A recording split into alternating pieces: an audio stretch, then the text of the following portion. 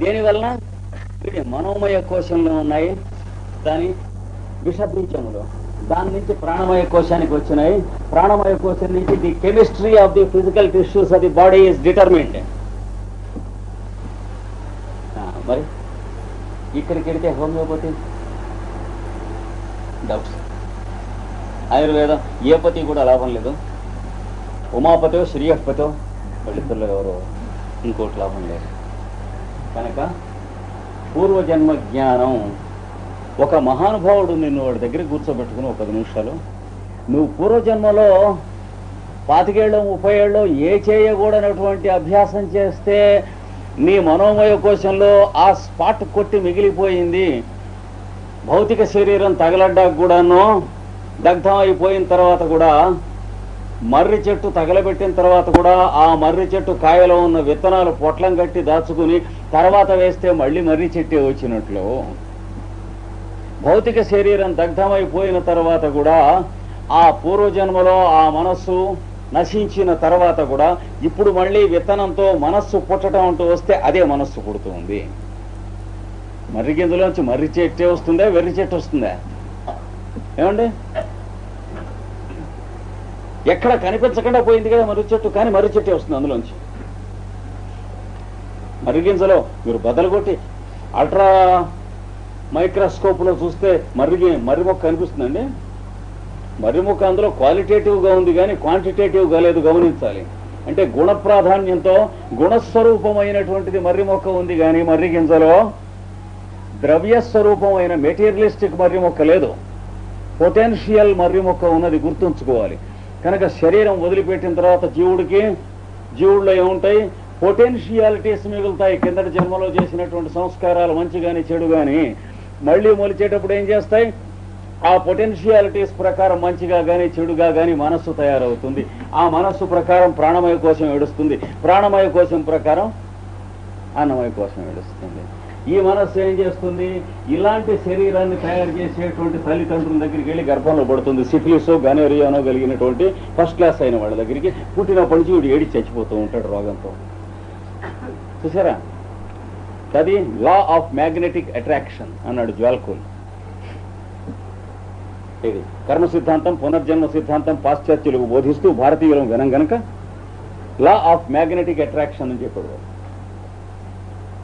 అలాంటిది వలన వచ్చినప్పుడు గురువు అది సాక్షాత్కారం చేస్తారు, లేదా పెద్దవారు ఎవరన్నా దాన్ని సాక్షాత్కారం చేస్తారు. చేసి దానికి ఏం చేయాలో రెమెడీ ఆయన చెబుతాడు. దానికోసం పూర్వజన్మ జ్ఞానం. కానీ మన రాజకుమారుడు వాడు పందిట పూర్వజన్మలో, ఇందుకోసం కావు. అంటే ఐడియల్ క్యూరియాసిటీ కోసం కాదు, తెలుసుకుంటానికి ప్రయత్నం చేసేటువంటి వాడు యోగాభ్యాసానికి పనికిరాడు. ఏది మన పూర్వజన్మలో ఏమిటి, వచ్చే జన్మలో ఏమిటి అని కానీ, మన భవిష్యత్తు ఏమిటి అని జాతక చక్రం చూపించేటువంటి నిష్ఠదరిద్రుడు, చెయ్యి చూపించేటువంటి దేభ్యం ఉండకూడదు దేవరించేటువంటి వాడు, ఎదటివాడిని నాకు రేపు ఎలా ఉంటుందని అడిగేటువంటి పిచ్చిముండ కొడుకు, నెగిటివ్ ఫీల్ ఉన్నాడే, తన మీద తన కాన్ఫిడెన్స్ లేనివాడు యోగాభ్యాసానికి పనికిరాడు. జాతక చక్రంతో పని ఉంది యోగాభ్యాసం చేసేవాడికి, కానీ నాకు రేపు ఎలా ఉంటుంది అనేటువంటిది అడుక్కునేందుకు దేవరించడం కోసం కాదు. వాడి పర్పస్ వేరే ఉంది. ఎప్పుడు చెప్పుకున్నాను,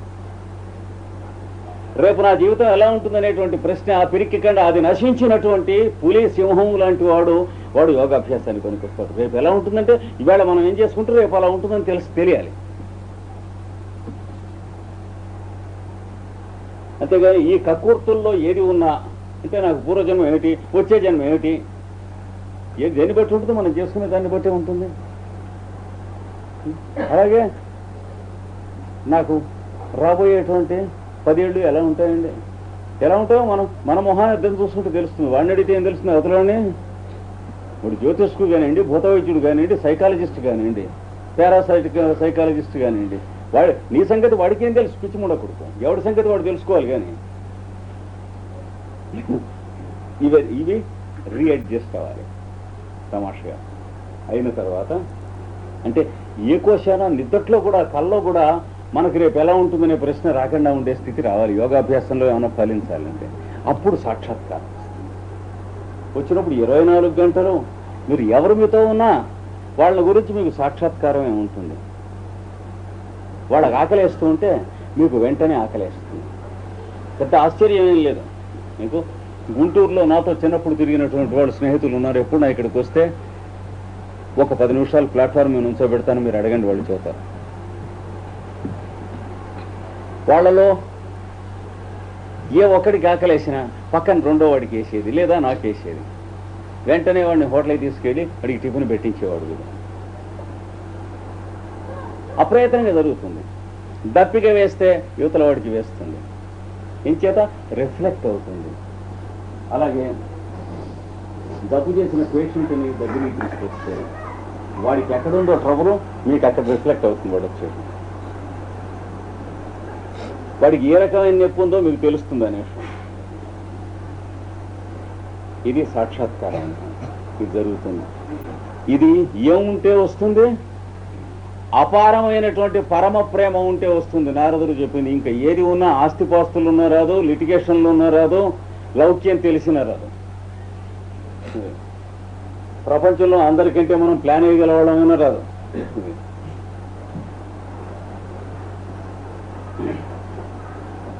మత ప్రచారం చేసినా రాదు, మతం మార్చుకున్నా ఇట్లాంటి వాటి వల్ల రాదు. మనం మారం కదా, మతం మారినా లోపల ఉన్నటువంటి వాడు అదే వాసనతో ఉంటాడు కదా, అది తెలియాలి. అందుకని ఇది పూర్వజ్ఞానం కలుగుతుందన్న మాటకి ఇన్ని రకాలైనటువంటి అర్థాలు ఇచ్చారు. తర్వాత ఇంకొకటి 19వ సూత్రం. 19వ సూత్రం ప్రత్యయస్య పరచిత్త జ్ఞానం.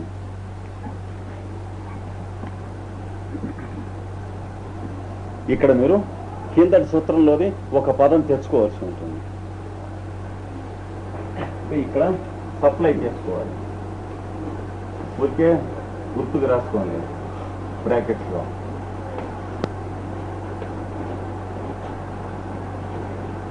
సాక్షాత్కారాత్, పైన సాక్షాత్కారాత్ అన్నాడు కదా, ఇక్కడ కూడా సాక్షాత్కారాత్, ప్రత్యయము యొక్క సాక్షాత్కారము వలన. ప్రత్యయం అంటే ఏమిటి? డూమూవులు ప్రథమ విభక్తి ప్రత్యయం. అంటే ఆ పదం ఎలాగా దాని స్వభావం వాడతారో చూసుకోవాలి. వాడి మీద వీడికి ప్రత్యయం ఉంది అంట. అంటే ఏంటి? నమ్మకం ఉంది. కాళిదాసు చెప్పాడుగా, మూర్ఖ పరప్రత్యయనేయ బుద్ధి అన్నాడు. పురాణముచ్యేవన సాధు సర్వం నచాపి కావ్యం నవమిత్యవద్యం. పాతది కదా అనేటువంటి పేరుతో పుస్తకం చాలా గొప్పది అని అనుకోడు తెలివైనవాడు. కొత్తది కదా పుస్తకం అంటే గొప్పది, ఇది ప్రోగ్రెసివ్ అని ఎవడు అనుకోడు. పోనీ పాతది కదా ఇది మనకెందుకండి, ఎప్పటిదో మనకు అక్కర్లేదు అని ప్రోగ్రెసివ్ రైటర్ లాగా అనుకోడు. కొత్తవన్నీ ఈ చెత్త మనకెందుకండి అని అంతకంటే అనుకోడు. వాడు ఏం చేస్తాడు? సంత పరీక్ష అన్యతర భజంతే, తను సొంతంగా చూసి ఈ పుస్తకం బాగుందే లేదా అని చదువుకుంటాడు బుద్ధి ఉన్నవాడు. మూర్ఖ ఫూల్ ఏం చేస్తాడు? పరప్రత్యయ అనే బుద్ధి, ఇతరుల ఒపీనియన్స్ ప్రకారం వాడు బాగుండలేదంటే వీడు బాగుండలేదండి. సినిమాకి వెళ్ళి 4 బాగుండలేదంటే 5వ వాడు కూడా బాగుందంటే బాగుండదని వీడు బాగుండలేదండి. ఇది కరేజ్ ఆఫ్ కన్విక్షన్. ఇది వెళ్ళారు, 4 వెళ్ళారు, 3 బాగులేదన్నారు, వీడు కూడా బాగులేదు అనాలి కదా లెక్క ప్రకారం. వీడు బాగున్నా కూడా అంటే యోగాభ్యాసానికి అనిపిస్తుంది వస్తుంది. కనుక ప్రత్యయం అనేటువంటి మాటకు అర్థం ఏమిటంటే నమ్మకం. ప్రత్యయస్య అంటే నమ్మకం యొక్క సాక్షాత్కారం వలన. ఎవరి మీద నమ్మకం? అవతలవాడి మీద నమ్మకం. ప్రపంచంలో మనుష్యుల మీద మనకి ఎంతవరకు నమ్మకం ఉంటుందండి? అంతే. ఆ మధ్యన ఉన్న పోయిన వాడికి నమ్మకం. నమ్మక గతి లేనంత వరకు నమ్ముతున్నాం ఒకళ్ళనొకళ్ళు. అది నమ్మటమా?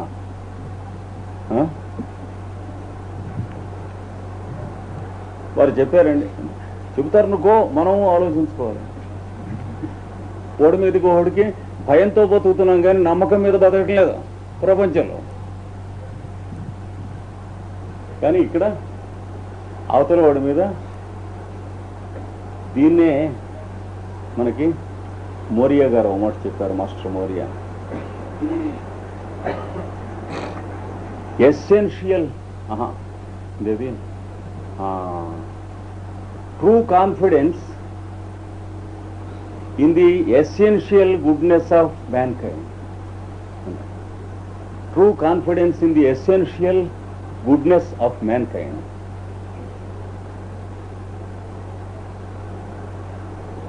అంటే మానవుడు హృదయంలో సహజంగా మంచివాడు, వాడికున్న పిరికితనములు, భయములు, బాధలు వీటి వల్ల క్రిమినల్ అవుతున్నాడు. కానీ దొంగతనం చేసినా, దోపిడీ చేసినా, తలకాయ పగలగొట్టినా, ఏం చేసినా తనకున్న భీతులు, భయాలు వీటి వల్ల అవుతున్నాడు. కానీ సహజంగా వాడి దగ్గర ఈ లక్షణం లేదన్న సంగతి తెలియటం, ఆ తెలిసిన దాని మీద మీకు నమ్మకం ఉండటం, దాన్ని ప్రత్యయం అంటారు, విశ్వాసం అంటారు. అంటే వాడిని నమ్మటం అంటే అర్థం ఏంటి? వాడి మీద సింపతి కలగటం ట్రూగా. మరి మీ పని వాడికి అప్పచెప్పక్కర్లేదు, మీ పని మీరే చేసుకోవాలి. నమ్మమన్నారు కదండి, వాడికి నా పని అప్పచెప్పాను, నీ పని వాడికి ఎవడు అప్పచెప్పమన్నాడు? నీ పని నువ్వు చేసుకునేవాడు యోగాభ్యాసం పనికి వస్తాడు. కానీ నమ్మటం అంటే వాడికి ఏం కావాలో తెలుసుకునేందుకు, కానీ నీకే వాడి వల్ల ఏం కావాలో తెలుసుకునేవాడు బిజినెస్ పెట్టుకో. ఎదుటివాడి చేత పనులు చేయించుకునే నేక్కున్నవాడు కమర్షియల్ ఫెలోగా బిజినెస్గా వెళ్ళాలి, కానీ యోగాభ్యాసానికి కాదు రావాల్సింది. అంటే తన వలన తాను బతుకుతాననేటువంటి ఫండమెంటల్ ట్రూత్ తెలిసిన వాడికి ఇవన్నీ. ఇంకోటి సహాయం చేస్తే, లేకపోతే మనం బతకలేమని తెలిసిన వాళ్ళకి ఇవన్నీ అప్పుడే కదా పోస్ట్ పోన్ చేసుకోవాలి వచ్చే జన్మకి. కనుక ఇన్నేట్గా కాన్ఫిడెన్స్ తన మీద ఎదుటి వాళ్ళ మీద రావాలి. కనుక ఇక్కడ నమ్మకం రావటం వల్ల ఏమవుతుంది? ఎదుటి వాళ్ళ మీద వాళ్ళ ఐడియాస్ మాట్లాడుతూ ఉంటారు, తప్పు మాట్లాడాడు అనుకోండి, పాపం వాళ్ళలో ఉన్న వీక్నెస్ అవకతవకగా మాట్లాడాను అనుకోండి, ఊడి దగ్గర పెట్టి మాట్లాడు అంటే ఈజీయే, కానీ అనకుండా ఉంటాం కష్టం. అందులో కూడా ఓకల్గా అనకుండా ఉంటాం అంటే మెంటల్గా అన్నప్పటికీ కూడా, అంటే పాలిష్డ్ కలిగి చేయటం అది కష్టం, ఈజీయే. కానీ అది కూడా అనకుండా మెంటల్గా వాడిని పరిశుద్ధమైనటువంటి హృదయంతో ఆ వీక్నెస్ లేకుండా ఎవరు ఉంటున్నారు? మనం ఉంటున్నావా? అలా చూడాలి వాడిని. అప్పుడు ప్రత్యయం ఉంటారు దాన్ని. ఎదుటివాడు అడ్డంగా కోతలు కోసేస్తున్నాడు అనుకోండి, మనం కొయ్యలే ఇదివరకు, రేపు ఏదైనా సిచ్యువేషన్ వస్తే కోయమా, ఏ నమ్మకం ఏంటి అని నవ్వుకుంటాడు. అంటే దాన్ని ఎంజాయ్ చేస్తాడు, జోక్యులర్గా తీసుకుంటాడు. తీసుకుని అప్పుడు ఏముంటుంది? వాడి మీద, కోతలు కోసిన వాడి మీద ఒకే సింపతి ఉంటుంది, లేదా అల్తిక్కగా మాట్లాడిన వాడి మీద ఒకే సింపతి ఉంటుంది, ఒళ్ళు పోగరతో మాట్లాడిన వాడి మీద ఒకే సింపతి ఉంటుంది, ఎగ్గొట్టిన వాడి మీద ఒకే సింపతి ఉంటుంది. ఇన్సిన్సియర్ ఫెలో అంటాను చూడండి, వీక్ ఫెలో పాపం వాడు ఏం చేస్తాడు? ఆ వీక్నెస్ మెల్లిగా వాడిని అది పోగొట్టుకునేటువంటి మార్గం చేత అయితే సజెస్ట్ చేయి. ఆ మార్గంలోకి వెడితే దాన్ని ప్రత్యయం అంటారు. ప్రత్యయమును సాక్షాత్కరించుకోవలన అంటే ప్రతివాడి యందు తనకు ఉన్నటువంటి మంచితనాన్ని, అది అంటే unconditional goodness towards others as an attitude, దాన్ని సాక్షాత్కారం చేసుకుంటూ ఎదుటి వాళ్ళ మీద మనకు ఉన్నటువంటి మంచితనాన్ని సాక్షాత్కరించుకోండి. అది చేసుకుంటూ ఉండటం వల్ల పరచిత్త జ్ఞానం, ఇతరుల యొక్క చిత్తములో ఉన్న అభిప్రాయములు వీడికి తెలుస్తాయి.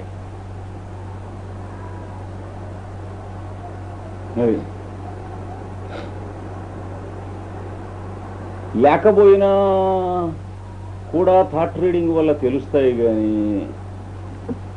అందరివి తెలియవు. వీడిలాంటి దౌర్భాగ్యుడివే తెలుస్తాయి. గంతకు తగిన బొంత చూసారా? థాట్ రీడింగ్ మాత్రం ప్రాక్టీస్ చేసి ఈ గుడ్నెస్ లేనటువంటి వాడు ఉంటాడు చూడండి, చేయొచ్చు. మైండ్ బ్లాంక్గా పెట్టుకుంటే ఎదుటివాడు మైండ్లో ఉన్న థాట్ మైండ్లో పడుతుంది. మనం ఏం థింక్ చేయకుండా మైండ్ ప్యాసివ్గా పెట్టుకుంటూ ప్రాక్టీస్ చేస్తే అక్కడ వాడి మనసులో ఏముంటే మన మనసులో అదే ఉంటుంది. చెప్పాం కదా, వాడికి ఇక్కడ నొప్పి ఉంటే ఆ నొప్పి మనకి ఇక్కడ తెలుస్తుంది అన్నప్పుడు వాడి మనసులో ఏముంటే మన మనసులో అదే ఉంటుంది. కానీ అందరి మనస్సుల్లోనూ ఉన్నది మన మనస్సులోకి మాత్రం రాదు. ఎందుచేత అంటే ఎవడి మనస్సులో ఉన్నదైనా సరే మన మనస్సులోకి తెలిస్తే డేంజర్ లేని స్థితికి మనం వచ్చామా దాని మీద బేస్ అయి ఉంటుంది. అంటే ది ఎథికల్ బ్యాక్గ్రౌండ్, ప్రకృతి చూసేది, అది నేచర్ చూసేది ఎప్పుడు అది ఎవరి హృదయాల్లో ఉన్నటువంటి ఏ రకమైన అభిప్రాయాలైనా సరే భావాలైనా సరే మనకి తెలిస్తే వాడికి డేంజర్ లేకుండా ఉండే స్థితిలో మనం ఉన్నామా లేదా.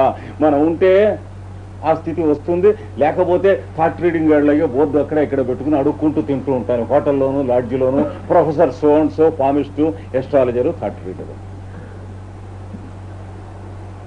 మీరు చెప్పకుండానే మనోగతమైనటువంటి చెబుతాం. మీరు ప్రశ్న రాసి మడత పెట్టి చెవిలో పెట్టుకోండి, నేను చెబుతాను ఇక్కడ. ఇట్లాంటి వేషాలతో బతికి చచ్చిపోవాల్సి వస్తుంది. అది ఇది ఒకటి కాదు, థాట్ రీడింగ్ ఇది ఒకటి కాదు. ఏనుగకి ఏనుగకి ఉన్నంత తేడా ఉంది దానికి దీనికి. ఇది విశ్వప్రేమకు సంబంధించింది, అది ట్రిక్కరీకి సంబంధించింది. అది వీడికంటే లోకువైనటువంటి వెధవల మనస్సులో ఉన్నటువంటివి తెలుస్తాయి. కానీ వీడికంటే విశాల హృదయం ఉన్నటువంటి వాడు అక్కడ వచ్చి కూర్చుంటే ఒక్క బెడ్రూమ్ ఒక్క వీడికి తెలియదు. చూస్తారా, ఏ బ్లాంక్గా ఉంటుంది, రాచిప్పలా ఉంటుంది. ఒక్కో మహానుభావుడు వచ్చి అక్కడ కూర్చుంటే వాడు తాట పట్టుకుందామంటే వాడి దగ్గర తాట ఉంటేగా పట్టుకున్నాను. అయ్యో వీడి దుంపదగా వీడి తాట అందుదేమో అని అనుకుంటే వాడు నవ్వుతాడు అవతల వాడు. ఏం నవ్వుతున్నారంటే అయ్యో వీడి దుంపదగా వీడి తాట అందుదేమో అని అనుకుంటున్నావు కదా అంటాడు. అంటే ఎదురు తిరిగింది, బండి ఎదురు తిరిగింది. అప్పుడు రెండు చరణ కమలాలు పట్టుకుంటాం, చేసేది ఇంకేం లేదు. కనుక the seed out and out love అంటే ఫుల్ బ్లోన్ లవ్. ఇది అది విశ్వాసం అంటేను. ప్రత్యయం అంటే ప్రత్యయస్య సాక్షాత్కారాత్, ప్రత్యయమును సాక్షాత్కరింపజేసుకుంటాం వల్ల. అంటే వాడికి ఏం కావాలో నిజంగా వీడు రెడీ అవ్వాలన్నమాట పక్కన కూర్చున్న వాడి గురించి. అదొక్కటే ఉండాలి జీవితంలో, ఉన్నవాడికి పనికొస్తాయి ఇవన్నీ. అంటే పక్కన ఎవడొచ్చి కూర్చున్నా వాడికి మన వల్ల ఏం కావాలి ఇప్పుడు వచ్చాడు అంతే, అదొక్కటే ఐడియా, ఇంకేం లేకుండా ఉన్నవాడికి వస్తాయి ఇవన్నీ. అప్పుడు ఏమవుతుంది, వాడికి ఏం కావాలనేదే అంతోనే చూస్తాడు వాళ్ళు ఉన్న ఏం చూసినా. అలాంటప్పుడు వాడికి ఏం కావాలో వీడికి తెలియాలి కనుక వాడి మనస్సులో ఉన్నదే తప్పని తెలుసు. లేకపోతే మరి ఎదటివాడి మనస్సులో ఉన్నటువంటి అభిప్రాయాలు రీడ్ చేయటం అంటే ఎదటివాడి ఉత్తరాలు వాడు చూడకుండా చింపి చదవటం అంత క్రైమే కదా. కనుక ఏమాత్రం వీడి దగ్గర క్రిమినల్ మెంటాలిటీ ఉన్నా, అంటే ట్రికిష్ మెంటాలిటీ ఉన్నా వీడికి లొంగం. వీడికి లోకువైన వాళ్ళు, వీడికంటే లౌక్యులు, వీడికంటే చెత్తకారి సరుకు, వీడికంటే పుచ్చు కుళ్ళు అభిప్రాయాలు ఇతరుల మీద ఉన్నవాళ్ళు వాళ్ళకి దొరుకుతాయి, వీడికి దొరుకుతాయి వాళ్ళకి. వాడు మా పై ఆఫీసర్ ఎప్పుడు పోతాడు అని మైండ్లో ఐడియా ఉంటుంది అనుకోండి. వాడు చచ్చిపోతే మనకి ప్రమోషన్ వస్తుందని అది అడగటానికి వెళ్ళాడు అనుకోండి, కాగితంలో రాసి పెట్టుకుంటాడు చెవులో.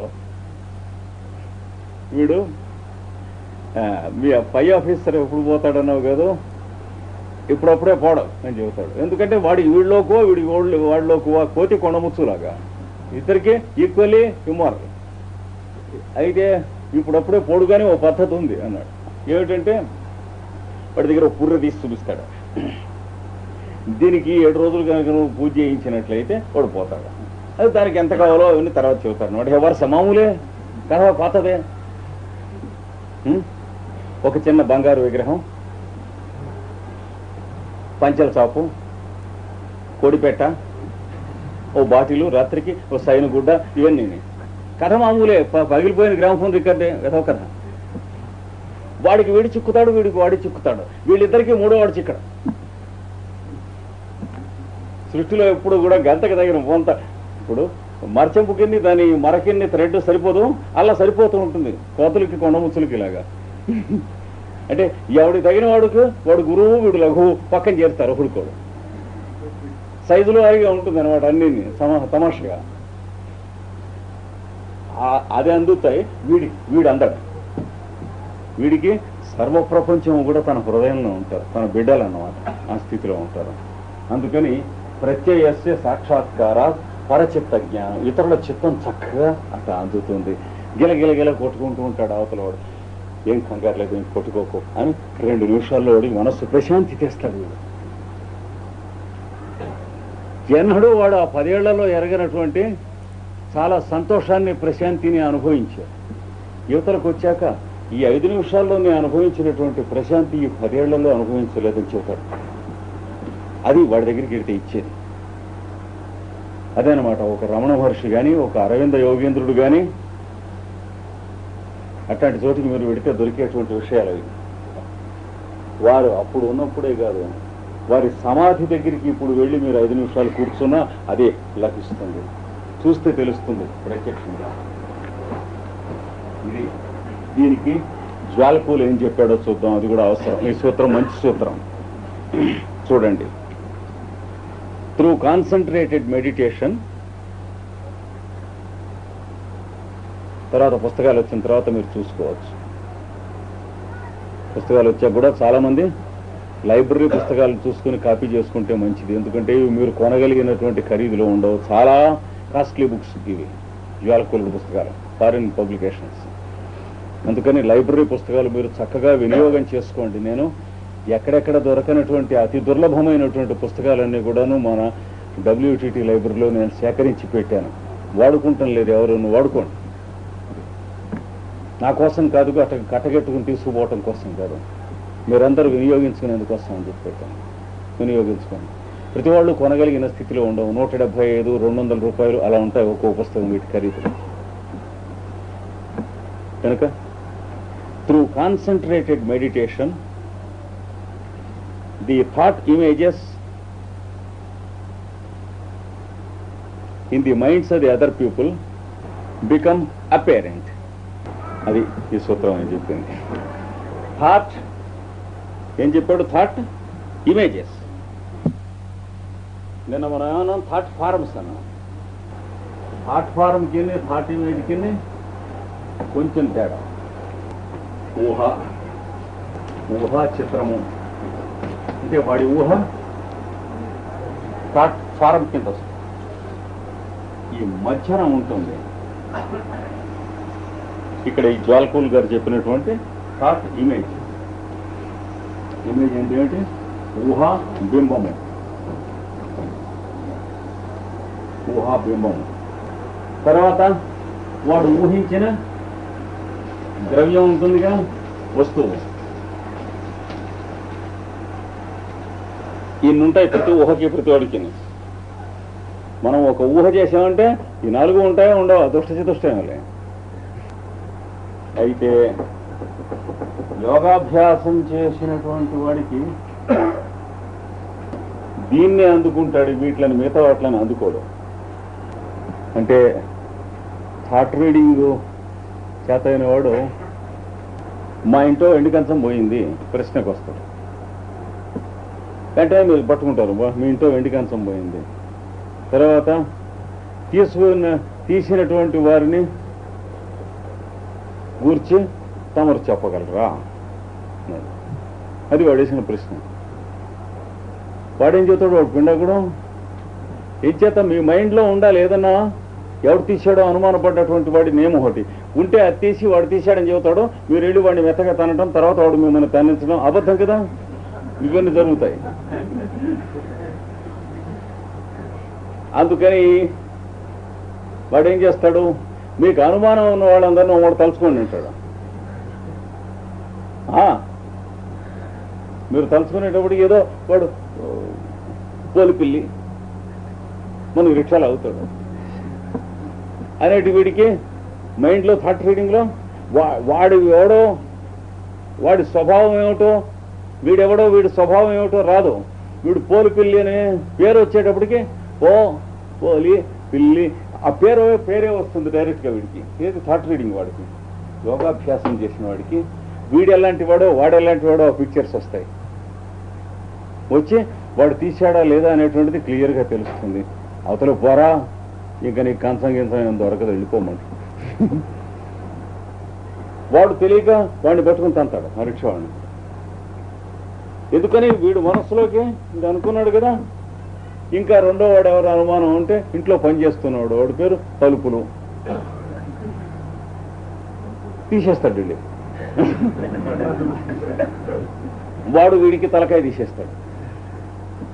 ఎన్ని కేసులు పొరపాటు అయినటువంటి అభిప్రాయాలు చేసేది. అందుకని ఇక్కడ ఇది అందదు, ఇది అందదు, ఇది అందదు, ఇది మాత్రమే అందుతుందని చెబుతున్నాడు తర్వాత సూత్రంలో. ఇప్పుడు ఆ సూత్రానికి వస్తున్నాం. అంటే యోగాభ్యాసం చేసేవాడు దీంతోనే కన్సర్ అంట. ఎందుకంటే ఎల్లప్పుడూ కూడాను ఎవడింటో ఉన్నా ఏదన్నా వస్తువు పోతే ప్రశ్నలు చెప్పటం కోసం కాదు కదా వీడు. వస్తువు పోతే ప్రశ్నలు చెప్పుకోవటం కోసం, జాతకం చెప్పటం కోసం, సాముద్రికం చెప్పటం కోసం అవి కూర్చున్నవాడు దాని మీద సంపాదన చేసుకునేటువంటి వాడు. వీడికి ఎంతసేపటికి ఒక శాస్త్రం మీద ఇది అప్లై చేయటం, ఆ శాస్త్రం రహస్యాలు అలాగే సాక్షాత్కరించడం. అంటే వ్యాకరణ శాస్త్రం ఉందనుకోండి, గురు దగ్గర కూర్చొని అలా ఆగా మేకల్లే 12 ఏళ్ళు చదువుకొని వ్యాకరణం అంతా నోటికి వస్తుంది కానీ శాస్త్రం రాదు, స్ట్రక్చర్ అది సైన్స్ రాదు కదా. ఇప్పుడు మిమ్మల్ని గుర్తుపట్టడం ఇక్కడి నుంచి చూస్తే గుర్తుపడుతున్నాం. నాకంటే చాలా దగ్గరగా వచ్చేమో మీ ఒంటి మీద పాదం నుంచి శిరస్సు దాకా పాకుతుంది అనుకోండి, అది మిమ్మల్ని గుర్తుపడుతుందా? ఎందుకని?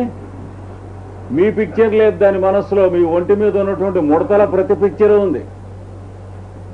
అంతేనా కదా? తేడా ఏమిటి? నేను మిమ్మల్ని గుర్తుపడుతున్నాను, మీ ఒంటి మీద ఉన్న చీమ మీ చర్మం మీద ఉన్న ముడతను గుర్తుపడుతుంది. కనుక వ్యాకరణ శాస్త్రం చదవకుండా వ్యాకరణం 12 ఏళ్ళు చదువుకున్నటువంటి వాడు వ్యాకరణ శాస్త్రం అనేటువంటి ఆయన శరీరం మీద ఉన్న ముడతల్ని మాత్రమే చదువుతున్నాడు, వాడి శాస్త్రం రాదు. అలాంటి పొరపాట్లు చేయకుండా ఉండేందుకోసం అని చెప్పి ఇక్కడ వ్యాకరణ శాస్త్రం దీని స్వరూపం ఏమిటి, దీన్ని ఎందుకు బోధిస్తున్నారు, ఎలా బోధిస్తున్నారు, ఎక్కడ బోధిస్తున్నారు అనేది మొదటి 2 సూత్రాలు చదివేటప్పటికీ ఆ 2 సూత్రాలతో చివరి దాకా వ్యాకరణ శాస్త్రం చివరి దాకా ఏం అప్లై అవుతుందో వాడికి తెలుస్తుంది. తర్వాత మర్నాడు ఇంకో 2 సూత్రాలు చదివేటప్పటికి ఈ 4 సూత్రాల యొక్క వెలుగును తర్వాత మిగిలిన అన్ని సూత్రాల మీద పడుతుంది. చూసారా? అంటే ఒక స్విచ్ వేస్తే ఇంట్లో అన్ని లైట్లు వెలిగేటువంటి స్విచ్ లాగా తయారవుతుంది వీడు బ్రెయిన్. సైమల్టేనిటీ ఆఫ్ ఎగ్జిస్టెన్స్, అది కదా సంయమం అంటే. ఆ సంయమం అనేటువంటి ఫ్లడ్ లైట్ పడేటప్పటికి వీడు తస్య భూమిషు వినియోగ, దాన్ని భూముల యందు వినియోగం చేయాలి అన్నాడు కదా. భూముల యందు వినియోగం చేయాలంటే అంటే అనేక లోకముల యందు. ఈ వెండి కలసం ఎత్తుకుపోయారు ఎవరు, లేకపోతే తాయెత్తు కట్టిస్తారా, మాకు పిల్లలు పుడతారా పుట్టరా, వీటి మీద కాదు భూమిషు అంటే. వేటి మీద? ఇది వేదాంత శాస్త్రం, ఇది భాగవతం, ఇది రామాయణం, ఇది వ్యాకరణ శాస్త్రం, ఇది తర్కశాస్త్రం, ఇది భక్తి సూత్రాలు, ఇది బ్రహ్మసూత్రములు. అవి మనకు పెద్దలు ఎందుకు ఇచ్చారో అట్లాంటివి వాటి కోసం ఉపయోగిస్తారు మీరు తర్వాత దీన్ని. అవి మన జీవితంలో సమన్వయం చేసుకుంటాం కోసం అని చెప్పి 24 గంటల్లోనూ మనం జీవితం నడుస్తూ ఉంటే ఆ సన్నివేశముల మీద అప్లై చేస్తారు. చేసి పొరపాట్లు అదురుగు చేసినవి చేయకుండా ఉండటం కోసం చేస్తారు. ఇది ఒక్కటే వినియోగం. కానీ తెల్లారులేస్తే అరుగు మీద కూర్చుని ఊరికే వాడి మనసులో ఉన్నది వీడి మనసులో ఉన్నది చెప్పకుండానే నేను కనిపెడతాననేటువంటి కుచ్చుటప్పాల వ్యవహారం కోసం కాదు. ఇది మళ్ళీ 19వ సూత్రం దగ్గరికి వస్తున్నాడు చూడండి. అయిపోయింది 19, 20వ సూత్రం. Tend to infinite confusion, would tend to infinite confusion. ఇది జ్వాల్కోల్ ఇచ్చిన ట్రాన్స్లేషన్. దీనికి చాలా డిఫికల్ట్, నెక్స్ట్ ఇంపాసిబుల్. మిగతా డెఫినేషన్స్ మీరు చూస్తే 30-40